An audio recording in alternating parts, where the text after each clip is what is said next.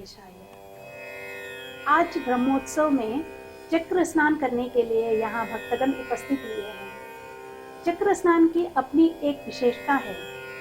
यहाँ चक्र अर्थात सुदर्शन चक्र की यहाँ पूजा की जाती है और भक्तजन यहाँ इस ब्रह्मोत्सव में आकर उस चक्र स्नान में भाग लेकर अपने को पुनीत मानते हैं। आज हमारे बीच उपस्थित हैं आचार्य आयन चंद्रशेखर रेड्डी जी। वे चक्र स्नान के बारे में यहाँ हमें बताएंगे। नमस्कार गुरु जी। नमस्कार डॉक्टर राधा जी। ओम नमो वेंकटेशाय। चक्र स्नान के बारे में बताने का जो सुअवसर मुझे प्राप्त हुआ, जो सौभाग्य, मैं अपना सौभाग्य मानता हूँ, क्योंकि चक्र स्नान ऐसा है, ये जो है अवभृत स्नान कहा जाता है। चक्र को चक्र तालवार भी कहते हैं। चक्र तालवार यानी आलवार का मतलब देवता है, तो देवता के रूप में मानते हैं। शंख चक्रधारी श्री महाविष्णु के अवतार रूप श्री वेंकटेश्वर के जो आप जो है दाएं तरफ चक्र को आप पाते हैं, भुजा पर चक्र को धारण करते हैं। कि कई बार जो है पौराणिक कथाओं में चक्र का प्रयोग जो है आपने सुना होगा, देखा भी होगा फिल्मों में, कि चक्र का जो है प्रयोग सिर्फ श्री महाविष्णु के अवतारी रूप ही करते हैं। ऐसा कोई दूसरा आयुध नहीं है, उसको सुदर्शन चक्र कहा जाता है। सिर्फ चक्र नहीं है बल्कि सुदर्शन चक्र है, चक्र का नाम भी ये रखा गया है। ये चक्र स्नान के दिन प्रातः काल जो है वास्तव में सुदर्शन चक्र को स्वामी के प्रतीक के रूप में, मलयप्पा स्वामी के प्रतीक के रूप में, श्री वेंकटेश्वर भगवान के प्रतीक के रूप में सुदर्शन चक्र को लाया जाता है और विशेष पूजा वेद मंत्रों के साथ, मंत्रोच्चारण के साथ उसको किया जाता है।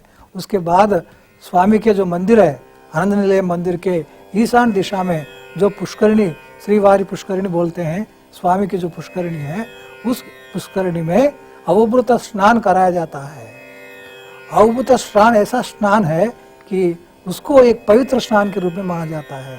जैसे भगवान का हम अभिषेक करते हैं, लगभग अभिषेक जैसा ही है ये अवभृत स्नान है।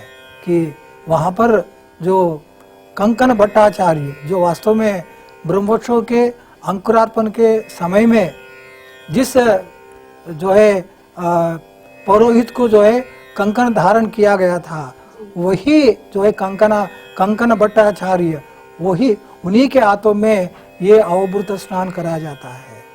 एक ऐसी परंपरा है जो वैखानस परंपरा है कि उनके द्वारा ही क्यों करना है। ऐसी परंपरा बनाई गई है कि एक बार कंकन धारण करने के बाद वो जो है गांव की सीमाओं से बाहर नहीं जा सकता है। जब तक ब्रह्मोत्सव पूरे नहीं होंगे, अवभूत स्नान जब तक जो है सुदर्शन चक्र का नहीं किया जाता है, उसे जो है बाहर जाने की अनुमति नहीं होती है। कंकन भट्टाचार्य का ये जो है कार्य होता है। सभी कार्य उन्हीं के हाथों से होता है। जितने सारे वाहन हैं, वे सारे वाहन सेवाएं भी उन्हीं के हाथों से होती है। स्वामी की पूरी पूजा उन्हीं के हाथों से होती है। कंकन धारण जो है अधिकारी गण भी करते हैं, और साथ ही कि वहाँ के जो मुख्य पुजारी जो पंडित होते हैं, उनको कंकन भट्टाचार्य माना जाता है, उनको कहा जाता है। उनके साथ हजारों लोग पुष्करिणी में उस दिन स्नान करते हैं। अवभूत स्नान होने के बाद बड़ी संख्या में, स्वामीवारी पुष्करिणी साधारण पुष्करिणी नहीं है, उसमें तीनों नदियां, गंगा यमुना सरस्वती नदियां वो बहती है, ऐसा भी मान्यता है। चक्र स्नान में हमने देखा है कि चक्र स्नान में स्वामी पुष्करिणी की बहुत बड़ी महत्ता है।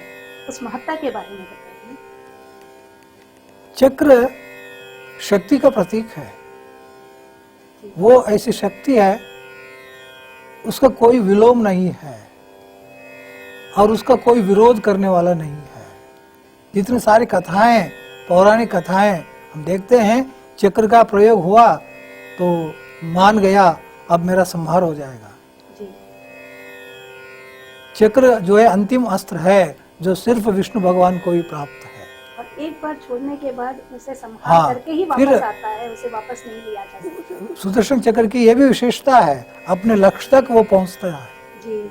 लक्ष्य को पूरा करके ही वो लौटता है, उसके पहले कभी नहीं होता है। यानी अब ये आज्ञा हो गई परमात्मा की कि जीवात्मा से उस शरीर को विलग करना, क्योंकि जीवात्मा शरीर के साथ ही बनी रहती है। हम हिरण्यकश्यप के शरीर को मारा, उसके आत्मा को नहीं। हिरण्याक्ष के शरीर को मारा, उसके आत्मा को नहीं। रावण के शरीर को मारा, लेकिन रावण की आत्मा को नहीं। तो ये सब क्या हो गए?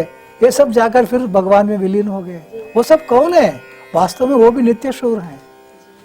हिरण्यकश्यप, हिरण्याक्ष और रावण, कुंभकर्ण, ये सभी जो है कंस, ये सभी जय विजय हैं, श्री महाविष्णु के द्वारपालक हैं। शापग्रस्त होकर जो है और बहुत यथाशीघ्र अपने स्वामी की तक पहुंचने के लिए उन्होंने राक्षस योनि में जन्म लिया। जय विजयों ने राक्षस योनियों में जन्म लिया उस आत्मज्ञान को प्राप्त करने के। ये आत्मज्ञान उनको प्राप्त है। सुदर्शन चक्र इस रूप में अवभूत स्नान के साथ जो ब्रह्मोत्सव का समापन एक प्रकार से मान लेना चाहिए। इस रूप में उनके साथ जो स्नान करते हैं उनको कई जन्मों का पुण्य प्राप्त होता है, ऐसा विश्वास है। ये अवभूत स्नान का, सुदर्शन चक्र के स्नान का या चक्र स्नान का ये महत्व है। बहुत सुंदर तरीके से अभी हमारे बीच उपस्थित थे प्रोफेसर IN चंद्रशेखर रेड्डी जी ने अवभूत स्नान, चक्र स्नान एवं उस पुष्करणी के बारे में हमें अवगत कराया है। इसके लिए बहुत बहुत धन्यवाद गुरु जी। धन्यवाद डॉक्टर राधा जी।